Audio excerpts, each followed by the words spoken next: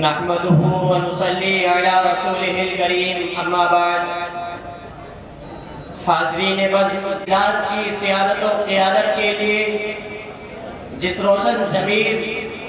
زندہ دل اور روایات اسلاف کی پاسبان شخصیت کا نام اس قافلے کی رہبری اور رہنمائی کے لیے منتخب کیا گیا ہے، وہ ہم سب کے دلوں کی دھڑکن، ہماری تمناؤں اور آرزوؤں کے مرکز ہیں،